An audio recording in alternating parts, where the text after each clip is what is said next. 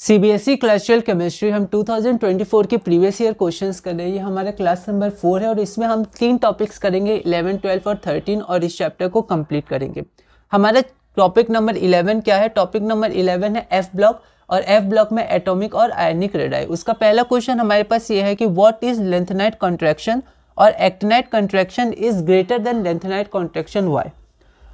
तो यहाँ पर क्वेश्चन है what is lanthanide contraction, actinide contraction is greater from element to element than lanthanide contraction why. तो question पहले भी आ चुका है। लेंथेनाइट कॉन्ट्रैक्शन का डेफिनेशन तो जो डिक्रीज होता है एटॉमिक साइज में due to the filling of 4f orbital, और 4f क्या होता है, उसका शील्डिंग इफेक्ट कम होता है। इसके कारण जो इनकमिंग इलेक्ट्रॉन होता है उस पर इफेक्टिव न्यूक्लियर चार्ज ज़्यादा होता है तो वो ज़्यादा अट्रैक्ट होता है, तो यहाँ पर डिक्रीज कर जाता है रेडियस। ये होता है हमारा लेंथेनाइट कॉन्ट्रैक्शन। इसको हम लोग लैंग्वेज में देखेंगे।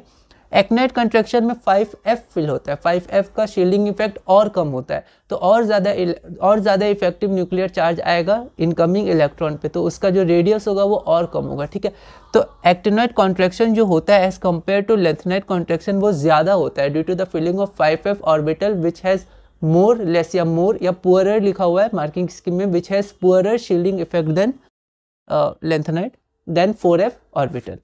अगला हम लोग देखते हैं what is the cause of contraction. तो क्वेश्चन है what is the cause of contraction, what is the cause of contraction in the atomic size of lanthanide. तो कॉज क्या होता है? Filling of 4f orbital which has poor shielding effect. ठीक है, फिर अगला है हमारा effect on the radii of third and second transition state. तो ये क्वेश्चन हम लोग देख लेते हैं। डिफाइन लेंथेनाइट कॉन्ट्रैक्शन, तो वो तो यहाँ पर डिफाइन हो गया है। फिर अगला है यहाँ पर how does it affect the atomic radii of the third transition series and the second transition series. तो आपको ध्यान होगा तो एक क्वेश्चन आया था 2024 में ही कि जर्कोनियम और हाफनियम को सेपरेट करना इजी नहीं होता, डिफिकल्ट होता है, और उसका रीज़न क्या था? Due to the lanthanide contraction. ठीक है, तो ये सही रीज़न था और ये करेक्टली एक्सप्लेन कर रहा था एसर्शन को। तो बिल्कुल वही है कि लेंथेनाइट कॉन्ट्रैक्शन के कारण जो थर्ड सीरीज़ के एटॉमिक रेडियस होते हैं एलिमेंट्स के वो सिमिलर होते हैं सेकेंड सीरीज़ के। ठीक है, तो ये हमारा रीज़न हो गया। हम एक बार PDF में लैंग्वेज देख लेंगे। उसके बाद हमारा एक क्वेश्चन और आया था कि एफ ब्लॉक का जनरल इलेक्ट्रॉनिक कॉन्फ़िगरेशन क्या है। ठीक है, तो हम लोग जनरल इलेक्ट्रॉनिक कॉन्फ़िगरेशन जैसे डी ब्लॉक एलिमेंट्स का देखे थे वैसे हम लोग एफ ब्लॉक में देखेंगे।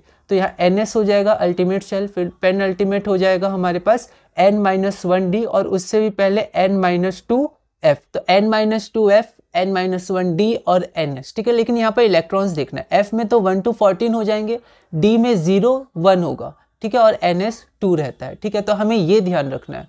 तो यहाँ पर जनरल इलेक्ट्रॉनिक कॉन्फ़िगरेशन भी 1 मार्क का पूछा गया। नंबर 4 में हमारे पास 3 टॉपिक्स हैं। टॉपिक नंबर 11 हम लोग देखते हैं F block, atomic and ionic sizes. इसमें जो सबसे मेन क्वेश्चन है वो लेंथेनाइट कॉन्ट्रैक्शन के रिलेटेड है। What is lanthanide contraction, actinide contraction is greater from element to element than lanthanide contraction why. तो यहाँ हम लोग देखते हैं कि ये डायरेक्ट मार्किंग स्कीम का आंसर है। The steady decrease in atomic और आयनिक radii with increase in atomic number due to, क्यों? Due to poor shielding effect of 4f subshell in lanthanide is known as lanthanide contraction. The shielding effect of 5f subshell in actinoids is poorer. ठीक है, अब actinoid contraction में भी यही होता है लेकिन वहाँ पर 5f सबशेल होता है, उसका जो शील्डिंग इफेक्ट होता है वो और ज़्यादा पुअर होता है। ठीक है, तो the shielding effect of 4f subshell in lanthanide, यहाँ से पढ़ते हैं, the shielding effect of 5f subshell in actinoids is poorer as compare to the shielding effect of 4f subshell in lanthanide, hence actinoid contraction is greater from element to element than lanthanide contraction.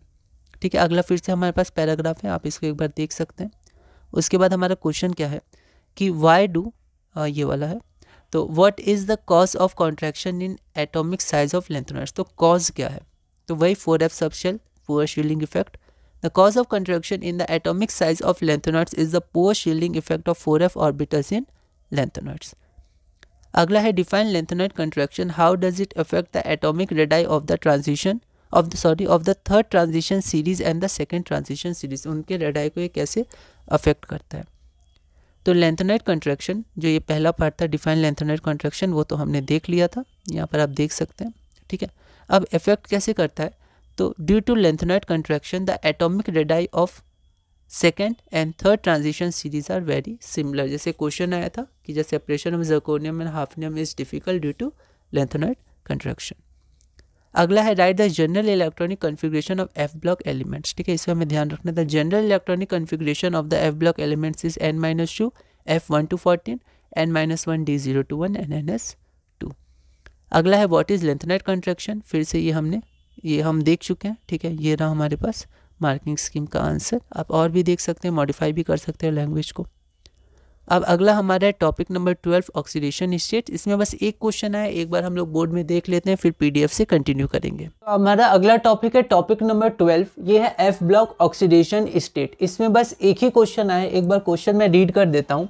Ce3 is easily oxidize to Ce4, मतलब Ce+4 हमें comment करना है, ठीक है।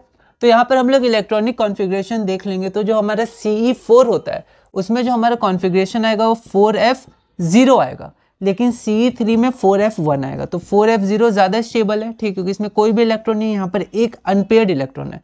तो ये जो configuration है, ये कॉन्फ़िगरेशन ज़्यादा स्टेबल है एज़ कम्पेयर टू Ce3 का कॉन्फ़िगरेशन। तो 4F के कंपैरिजन में 4F0 ज़्यादा स्टेबल है। अगर हम लोग देखें तो ये क्या ज़ेनॉन का कॉन्फ़िगरेशन अचीव कर लिया, नोबल गैस कॉन्फ़िगरेशन। तो Ce3 easily oxidise to Ce4। और हमारे जो टॉपिक नंबर 13 था उसमें कुछ जनरल कैरेक्टरिस्टिक्स थे, कुछ मेटल्स, कुछ एलॉय जो ये फॉर्म करते हैं, या फिर कुछ उनके और रिएक्शन है लेंथेनाइट्स के, लेकिन उससे रिलेटेड कोई भी क्वेश्चन 2024 PYQs में नहीं आया है, ठीक है। तो इसी के साथ हमारे चैप्टर पूरा होता है।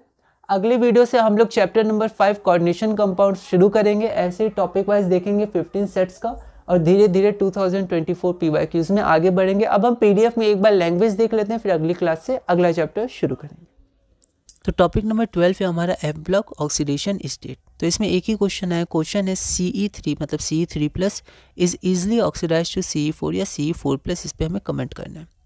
तो Ce4 ये हमारा क्या हो गया, Zn 4F0, ठीक है। तो यहाँ पर मतलब Zn का कॉन्फ़िगरेशन ये अचीव किया, और Ce3+ में 4F1 होता है, ठीक है। तो यहाँ पर 1 अनपेयर्ड इलेक्ट्रॉन, और ये आपका नोबल गैस कॉन्फ़िगरेशन है, ज़्यादा स्टेबल होगा, इसलिए Ce4 ion has more stable configuration than Ce3 और C3 आयन 4F1, मैंने ब्रैकेट में यहाँ 4F0 लिख दिया, यहाँ पर Xenon भी लिख सकते हैं आप, ठीक है।